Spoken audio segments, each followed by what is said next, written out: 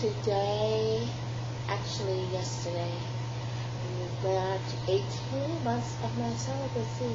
Yay! High five. So, I'm feeling fantastic. Fantastic. I'm a fan of myself. So I did not upload any sexy pictures of myself. I did not record any private sexy videos of myself doing crazy things. What I did do is I went outside for a little bit. I came home and then I wrote. I'm getting back into writing slowly. I'm sorry. It is like 12 something at midnight, so that's why I could say yesterday. I have been writing since I was 7 years old. Between the ages of 7 and 26 years old, I had enough poetry to publish in a book. I also wrote short stories. I think my writing skill spiked at 7 years old because during that time I was expecting another baby brother and sister. Matter of fact, I ended up getting 3 that year, thanks to my dad. Yay, Dad! So that was my way of coping with it. My mother was a writer, and she wrote a couple short stories before she died. I've been thinking about those recently, but I would not want to bridge the gap with my sister just to figure out where those writings were. Now that I know a couple of things. I did submit my writing to a publishing company. Back then, it was no Amazon. It was straight that, you had to pay an entry fee, and the entry fee of the publisher would then edit it. They would dress it up. They would, put it in stores and mass production and stuff like that. Because, I was, a single mom working. I never actually ended up getting up that entry fee. They handed me back my manuscript, and I'm done between moving and everything else. I lost all my work, which devastated me tremendously. And because, that was pretty much like a autobiography of my life. So I write here from that point on. I wrote here and there. I actually felt like I had a major block for the longest time, and I was really that really made me depressed. The writing short story that I'm writing, currently working on, is going to hopefully be a collection of short stories. What inspired me was me and a former associate was talking about a situation, a scenario, and we was joking about it. And then after we hung up the phone, I wrote it completely, fully, perfectly, and I uploaded it, or I put it on the website that my other videos are about, and I got a lot of great reviews about it. So it's erotica short story. Excuse me. Hopefully, the general public will get to see it. A lot of my writing is erotica. There goes the difference between being a child of 7 to 26 years old to being an adult. My poetry and stories are majority erotica, or love poems.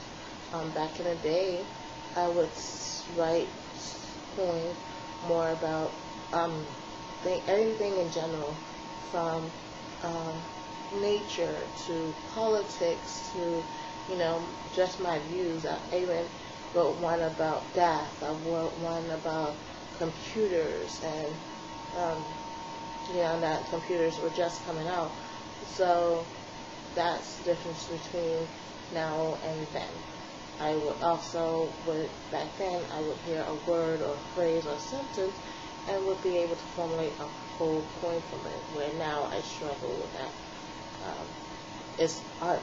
Every now and again I'll get that whim or that stroke of genius, but it's not as often as it was when I was younger. So that's one of my day ones that I share with you too. There is the writing. Another day one is last week I went to a meeting that happens every month in Texas. It basically teaches people who are ordinary people to be real estate sharks and how to invest in real estate. I thoroughly enjoyed it. I will be looking forward to attending this meeting every month. Yeah, there was a speaker in there that I would really, really like to hook up with, like formulate ideas, not hook up, date or anything. Just hook up and get ideas, bounce ideas off him, and have him, learn from him, even if that means volunteering for him, volunteer work for him, just so that I can get absorb some of his knowledge, because he's into wholesale real estate, which is buying houses or, properties at low rates and then reselling them, either one fixing them up and reselling them for a higher value, or just reselling them as fast as you get them. So I'm really interested in that. The only hiccup that I had about the meeting was a lot of people were just limited to Texas only, which I understand that you want to keep your money here, you want to invest here, etc. But I don't think I would ever buy a house in Texas. I don't think. I can't say never, because never say never. But as I stand right now, I would rather go outside of Texas, where houses are a lot cheaper, and buy a residential house outside of Texas state than to buy one here. If anything, I would buy land in Texas and then build on it. If you buy land and you build on it, then you know exactly, what goes into your house, how much your property plus your house is worth with the property, from the foundation up to the roof of your house. So, yeah, and since Texas is really, really about recycling and eco-friendly, a lot of people are into the eco-friendly building, which is awesome. The materials for building would not be that much. That's not where you're going to spend your money. You're going to spend your money in finding someone who is willing to build an eco-friendly house, because everyone, will try to sell you, the latest name brand walls and ceilings and floors. And when you're like, no, I don't want that. I want, some other kind of material as a floor and another kind of material as my wall, that you could probably pick up at the nearest wood recycling place, or the nearest plastic recycling place, then they probably will get iffy. But finding somebody to do that is the first big thing, and then helping that the labor, that they don't charge you an arm and a leg to gather natural things that are around you to build your house, is the second thing. Of course, you always have the option of building it yourself. A lot of people suggest that if you're going to buy an eco-friendly house, to do it yourself. There's ways to do that, and classes that you can take, or even volunteers. There's places like the Habitat of Humanity. That's a great place to learn agriculture, building, architect, crash course of architect building, and etc. Speaking of eco houses are not really that new. They were considered back in the day colonialized houses, or colonial houses, or cottages and stuff like that, or like my heritage would call it a shanty house. So it's not really new. It's just a modern day. They call it tiny houses, and eco-friendly, which is the same thing as colonized houses, colony houses, and cottages and stuff like that. It's not really any difference. It's just, in modern times they put new labels on old things. So those are my 2 day ones. The day one was writing. The second day one, the next day one was, I can't say second, the next day one was the real estate situation, which I'm, like I stated, very looking forward to doing again. I'm also working kind of sort of now, but I'm still putting my net out there. I'm looking for something that I would enjoy again.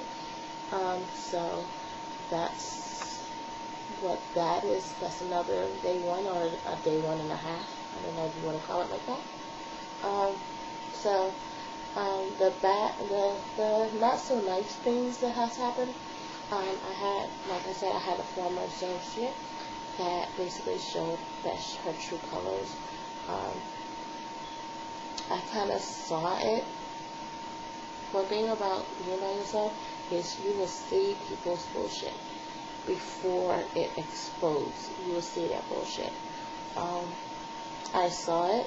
Anyone who is just so willing to help you, but then when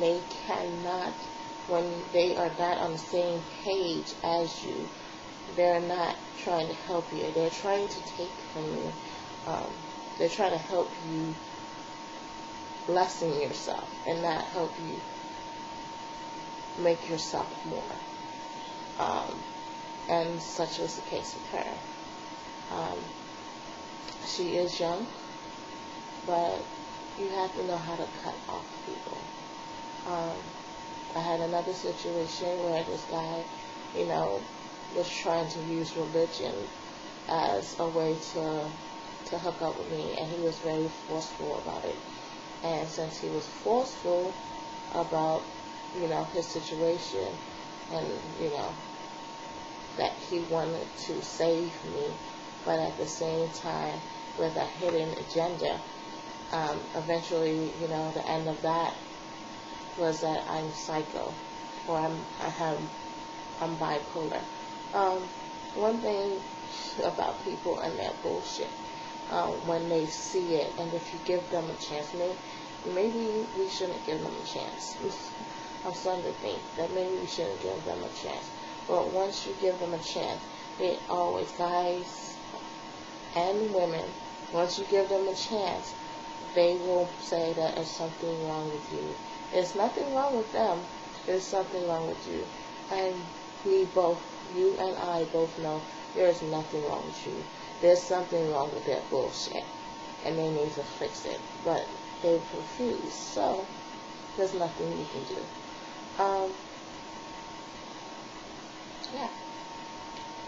One thing I've learned about these years of my life is that, in these years of my life I'm going to bed after this. In these years of my life is that people love to be dependent on you. They love to come to you with their bleeding heart. They love to come wanting for you to be that shoulder that they cry on. They love for you to be there for them.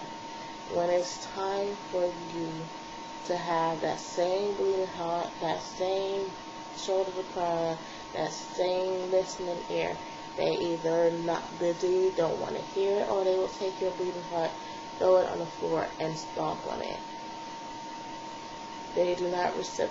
Human nature is not normally majority. It's not a give and take situation. A lot of people say, oh, relationships have to be give and take. Again, relationships, any relationship is normally what the other person can get. I may be wrong about this viewpoint, but I'm just saying in my life experiences and what I have seen in general. I have yet to find anyone who can teach me differently than, the give and take aspect of it. If you do have a person who offers you give and take, consider yourself extremely lucky, because that is like the unicorn. That is like 1 in a million experiences to have a person like that in your corner.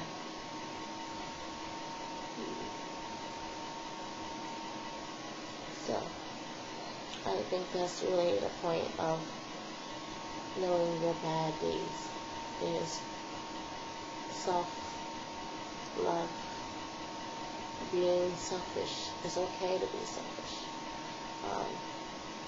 One of my bad days was, another one of my bad days is I cried myself to sleep because somebody in my family suggested they are still looking for that person that I no longer am. And it's sad that that person is dead. I haven't mourned that person yet, but that person is dead and gone. I used to be a person who would love my family more than I love myself. I will have to let them kick me in the chest, and after a while let them cool down, and then turn around and be buddy with them like nothing had ever happened. But over time, after too much kicking, I realized that they were selfish.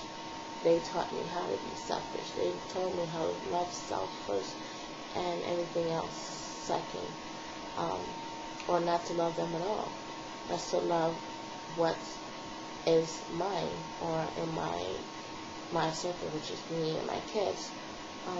I had a situation last year that someone was looking for one of my sisters, and they nailed my sister's description and everything else to a T. They were not looking for her because she had did something so wonderful in life. They were looking for her for revenge, and because her and her group had hurt somebody that they were friends with and they were close with. My sister, when I told her this information, she shrugged it off. I'm a mother with a young child. Now, good thing that person was in another state. But even a person who's in another state, you never know people's capabilities. You never know what a person is, how a person with revenge in their mind are capable of some dangerous, hideous stuff. And for her to shrug it off told me a lot. Suppose that person had people in the state that I am in. We connected on social media. He tracked my IP address. He found out where I live. He monitored where my child goes to school, my ins and outs, how I go to work, how I go to school, how I take my child to school, how I pick him up, what times I pick him up, what time my child get out of school, etc., etc., etc. He hired a hitman to take us out one day. On such and such a date, on such and such a time, you're going to approach her and you're going to kidnap her, or you're going to kidnap her child, or you will go to school and say that you were her relative and take her child out of school. You don't know what people with revenge are capable of, and for her to shrug her shoulders and dust it off like, oh well, we share the same last name. Oh, it's just a curse. That was so arrogant, and that also was so much an example of how people look after themselves and how people do not care about the people around them and how they affect them.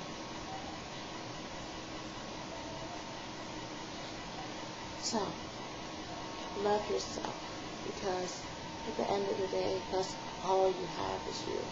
When you close your door at night, that's who you have to face, is you. Take care of yourself, because at the end of the day, when you're sick, that's who you have to look for, to is taking care of you.